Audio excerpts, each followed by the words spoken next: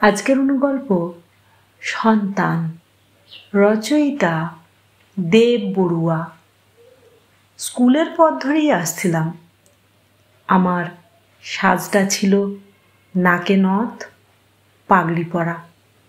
স্কুলে খেপানো ডাকগুলো এখনো কানে বাজে, কিন্তু আঘাত আর পড়ে না। তাই আমার নাম ধরে অনবরতকে পিছন থেকে ডেকে যাচ্ছিল।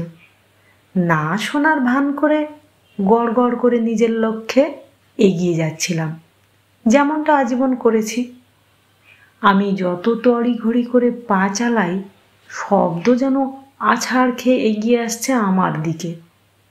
এবার শব্দ ব্যক্তি আমার সামনে এসে দাঁড়ালো। আমি রিজু, একই স্কুলে পড়তাম, মনে পড়ে? আমাকে ক্ষমা করিস। আমি হতবাকের মতো বললাম, ক্ষমা কেন? রিজু মাথা নত করে বলল, আমার একটা 12 বছরের ছেলে আছে।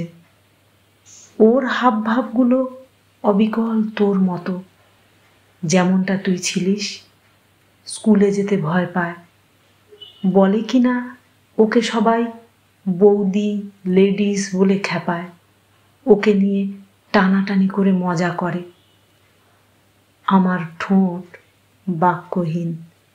একে উত্তর দেব না প্রশ্ন করব, কিছুই বুঝতে পারলাম না। রিজুর মন টলমল করে বলেই যাচ্ছে, তুই অনেক সাহসী, তোর সাথেও এগুলো আমরা করেছি, কিন্তু আজ তুই ঠিক যুদ্ধ করে তোর জীবন তোর মতো করে সাজিয়েছিস। আজ আমার সন্তানকে সবাই যখন এমন বলে, তখন বুঝি বাবা মা হয়ে আমাদের কত কষ্ট লাগে।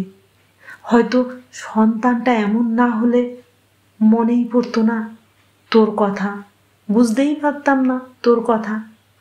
স্কুলে তোকে কত বাজে নামে খেপিয়েছি, বলেছি তুই তোর মা বাবার কলঙ্ক।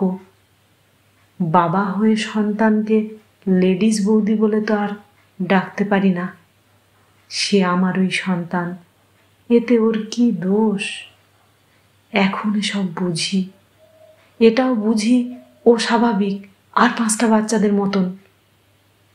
ক্ষমা করিস পারলে, বলে হাঁটা দিল। দূর থেকে শুধু একটাই শব্দ ভেসে এলো, একদিন তোর বাবা মার সাথে দেখা করতে যাব, তাদের কাছ থেকে মনোবল তৈরির আশীর্বাদ নেব।